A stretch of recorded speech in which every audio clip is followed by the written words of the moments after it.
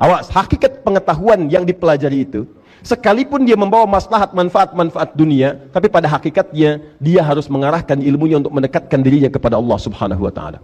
Misal, maaf sekali.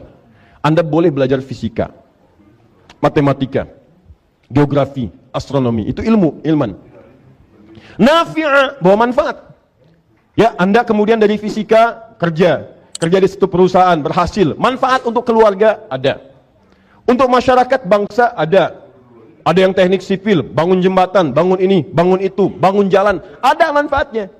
Pertanyaan saya, duhai teman-teman yang kontraktor, yang developer, yang pembangun, yang segala macam, pertanyaan saya, manfaat akhirat Anda ada nggak di pekerjaan Anda itu?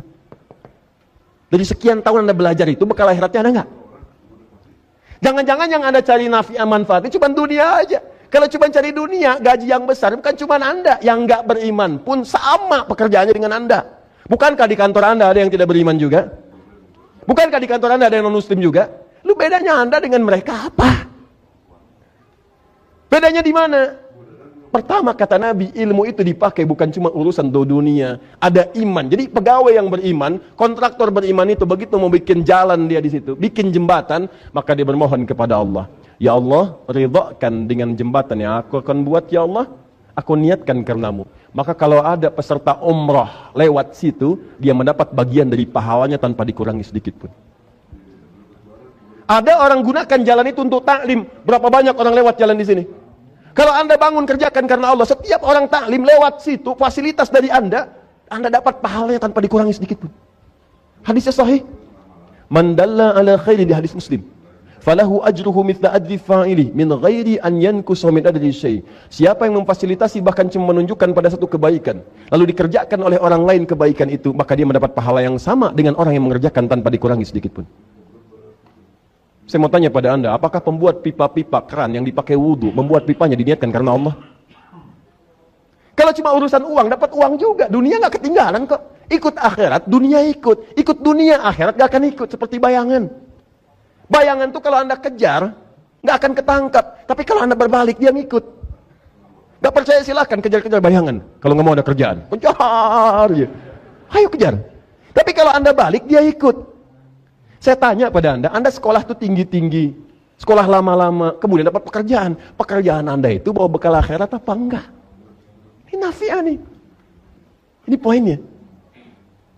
Itu teman-teman yang ahli astronomi, petakan bintang, ini itu dan sebagainya. Dipakai nggak ilmunya itu untuk membantu menetapkan awal Idul Fitri, awal Idul Adha, ngitung kapan yang akurat waktu sholat dan sebagainya? Pernah nggak dipakai begitu?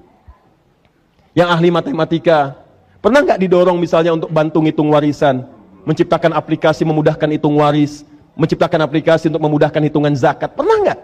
Coba saya nasihati ya, jadikan satu episode dalam alur kehidupan Anda untuk mencari bekal akhirat. Sebetulnya yang lainnya sambi.